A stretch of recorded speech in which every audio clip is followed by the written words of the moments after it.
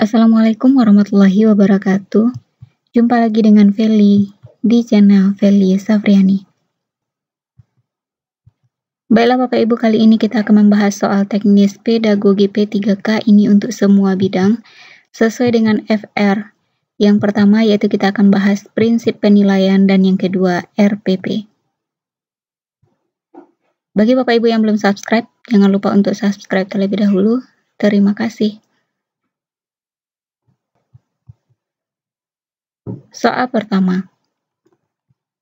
Penilaian yang dilakukan pada setiap akhir satuan pendidikan yang di dalamnya terdapat lebih dari satu pokok bahasan dan dimaksudkan untuk mengetahui sejauh mana peserta didik telah dapat berpindah dari satu unit ke unit berikutnya disebut dengan A. Penilaian formatif, B. Penilaian sumatif, C. Penilaian diagnostik, D. Penilaian kognitif.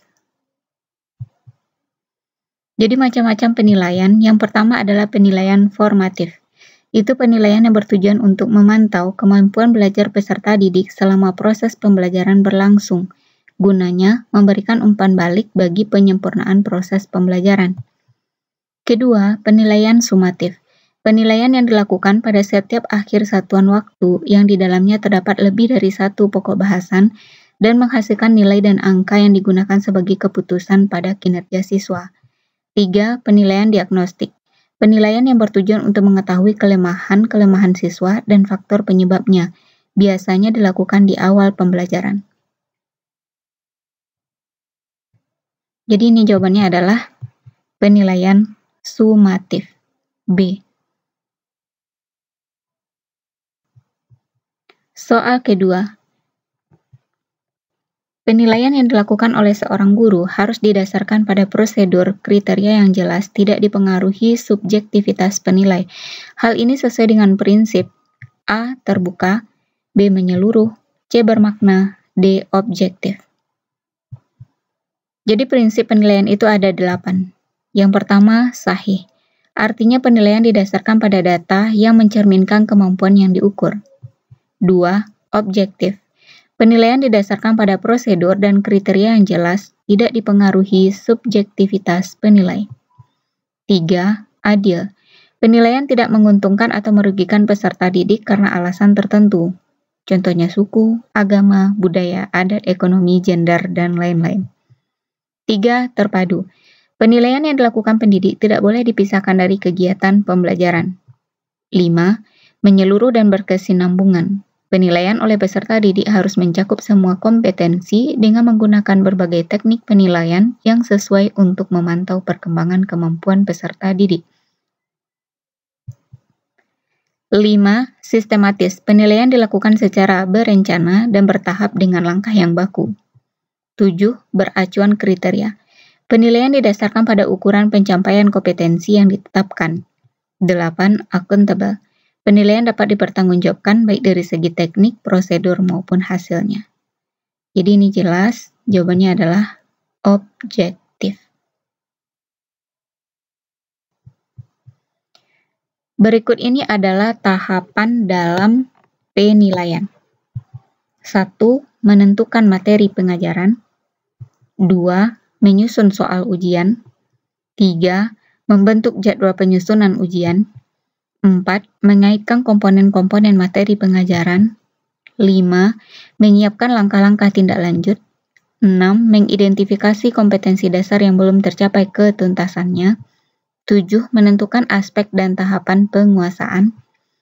Prosedur yang dilakukan untuk memastikan bahwa penilaian formatif berkaitan dengan efektif adalah prosedur yang dilakukan untuk memastikan bahwa penilaian formatif berjalan dengan efektif adalah A. 17425, B. 14365, 2, C. 31746, D. 36274.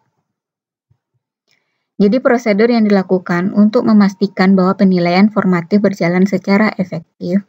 Yang pertama, tentukan dulu materinya. Kedua, tentukan aspek dan tahapan penguasaan. 3. Mengaitkan komponen-komponen materi pengajaran. 4. Menyusun soal. 5. Menyiapkan langkah-langkah tindak lanjut. Jadi yang benar itu adalah 1, 7, 4, 2, 5.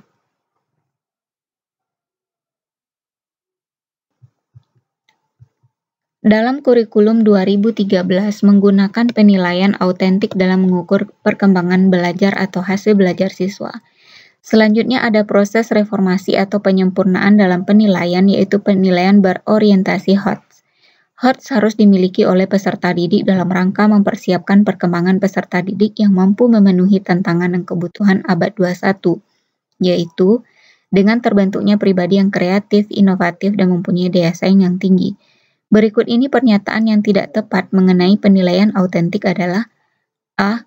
Bentuk penilaian yang menghendaki peserta didik menampilkan sikap, menggunakan pengetahuan dan keterampilan yang diperoleh dari pembelajaran saat di dalam kelas. B. Penilaian autentik dilakukan secara komprehensif untuk menilai dari masukan, proses, dan keluaran yang mengukur hasil belajar peserta didik meliputi ranah sikap, pengetahuan, dan keterampilan. C. Teknik dan instrumen penilaian kompetensi keterampilan. Pendidik menilai kompetensi keterampilan melalui penilaian kinerja. D. Teknik dan instrumen penilaian kompetensi pengetahuan, bahwa pendidik menilai kompetensi pengetahuan melalui tes tulis, tes lisan, dan penugasan.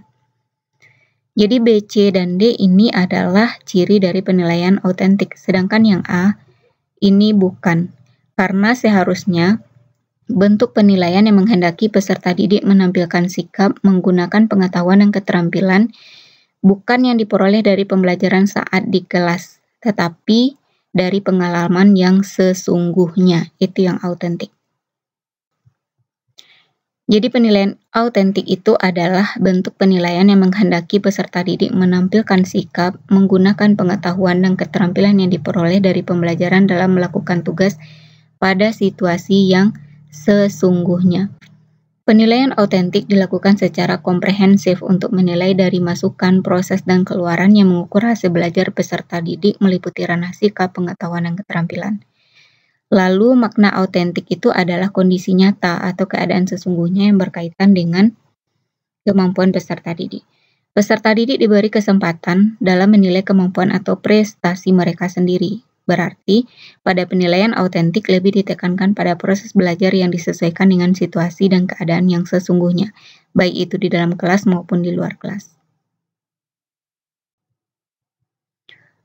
Waktu yang tepat bagi guru untuk menyusun RPP adalah A. Awal tahun pelajaran, B. Sebelum memulai pembelajaran dalam satu kompetensi dasar, C. Akhir tahun pelajaran, D. Sebelum ulangan akhir semester.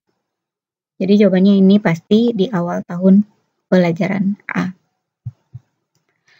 Berikut data komponen dalam pembelajaran. 1. Identitas sekolah, 2. Kompetensi dasar, 3. Materi pembelajaran, 4. Metode pembelajaran, 5. Teori pembelajaran, 6. Indikator pencapaian kompetensi. Komponen RPP yang tepat adalah A. 1, 2, 3, 4, 5, B. 1, 2, 3, 4, 6, C. 1, 3, 4, 5, 6, D. 1, 2, 3, 5, 6.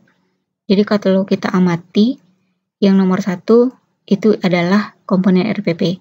2 juga, 3, 4 juga. Yang tidak itu adalah yang 5, 6 juga. Berarti kita cari yang di optionnya yang tidak ada angka 5. 1, 2, 3, 4, dan 6. Jadi yang termasuk komponen RPP, jadi ini sebelum disederhanakan menjadi 3 komponen saja. Yang pertama identitas. Identitas itu berisi identitas sekolah, identitas mapel, kelas semester, materi pokok, dan alokasi waktu.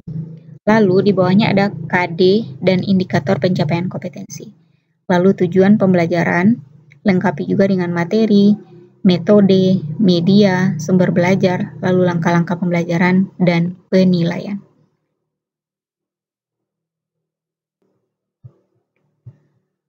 Salah satu prinsip dalam menyusun RPP adalah A. Alokasi waktu sesuai dengan jadwal pada setiap satuan pendidikan, B. Pembelajaran dirancang dengan berpusat pada peserta didik, C. RPP bersumber dari silabus, D. Materi atau bahan ajar berbasis kompetensi. Jadi RPP itu punya prinsip penyusunan. Yang pertama, memperhatikan perbedaan individu peserta didik, berpusat pada peserta didik, berbasis konteks, mengembangkan kemandirian belajar, memberi umpan balik dan tindak lanjut pembelajaran, memiliki keterkaitan dan keterpaduan antar kompetensi atau antar muatan, kemudian memanfaatkan teknologi informasi dan komunikasi. Jadi, yang termasuk prinsip RPP yaitu pembelajaran dirancang dengan berpusat kepada peserta didik. Jawabannya adalah B. Soal kedua. Penilaian yang dilakukan oleh seorang guru harus didasarkan pada prosedur, kriteria yang jelas, tidak dipengaruhi subjektivitas penilai. Hal ini sesuai dengan prinsip